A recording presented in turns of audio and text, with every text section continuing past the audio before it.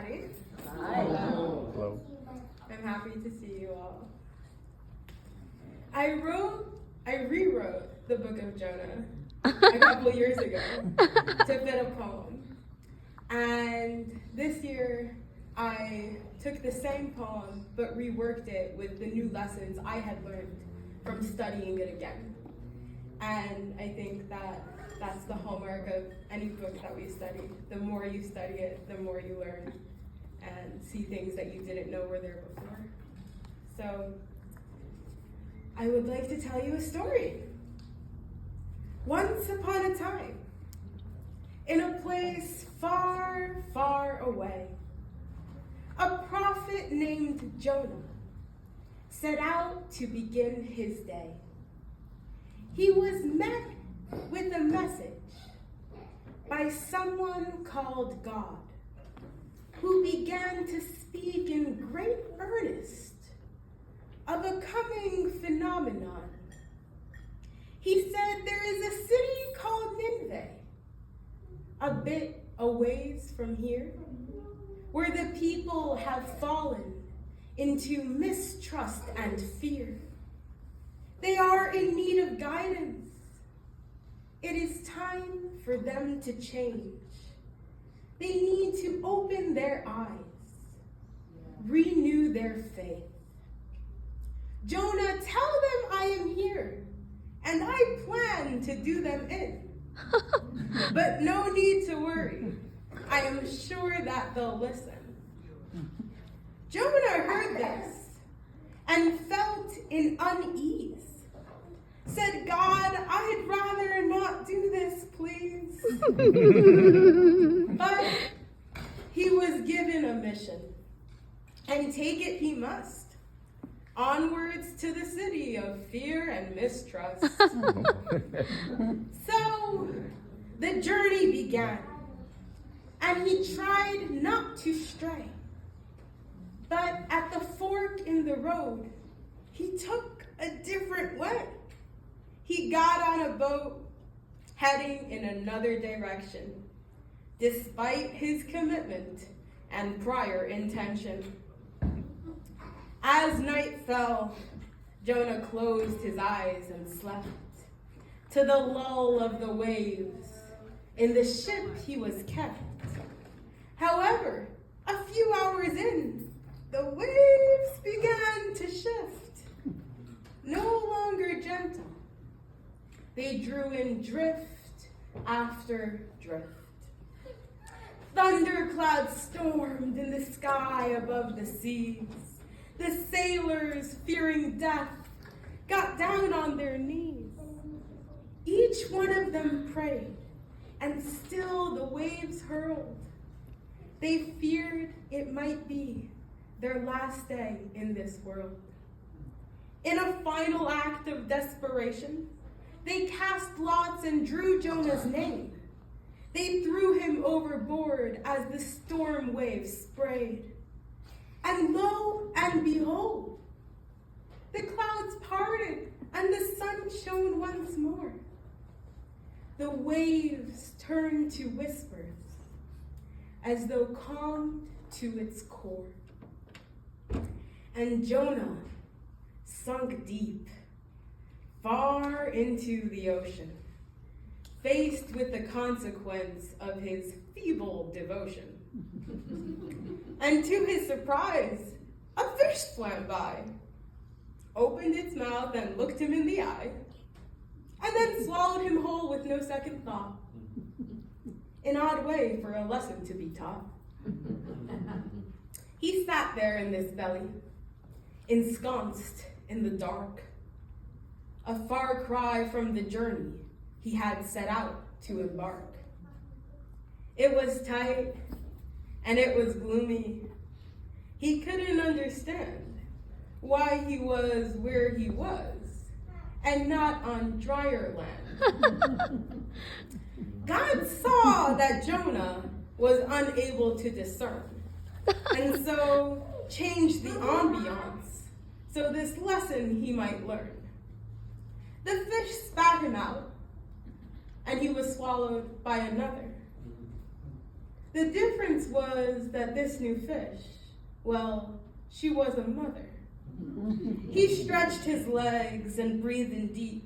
He now had ample room to stay. And only now, in the womb of she, did he begin to pray. You see, our dear friend Jonah had a calling, a mission to fulfill, a destiny to manifest through his force of will. A journey long, a journey hard, and no matter how he tried, the world above and the world below knocked him back in stride. He realized soon that his choice must be to do as he was told, and emerged from the belly onto the sand and set out to hit the road. He got to Nineveh and spoke aloud the message God had sent. His duty done, he picked a spot and set himself a tent. The people there were so bad. Such evil he had never seen. He wondered why they were even given a chance to wipe their slates clean. A tree nearby began to grow to protect him from the sun. As he sat in the desert watching all of Nineveh reflect on what they'd done. And one by one, they woke up and saw how they had fallen. And one by one, they changed their ways to a truer, higher calling. And Jonah spoke to the one called God and whispered, "Why did you let them be?" And God responded, "Jonah, dear, they set themselves free. They may have strayed, they may have fallen, but darling, so had you. It's up to each one of us to decide to return to truth." And Jonah's tree, which was his shade, suddenly died, leaving him unprotected under the blazing sky. Jonah called out to God, "Have you left me here to burn?" And God replied, "Jonah, another lesson you must learn. You asked me how I could let Nineveh repent, but you yourself have been forgiven time and time again. This tree you want to live, but the people you wouldn't spare.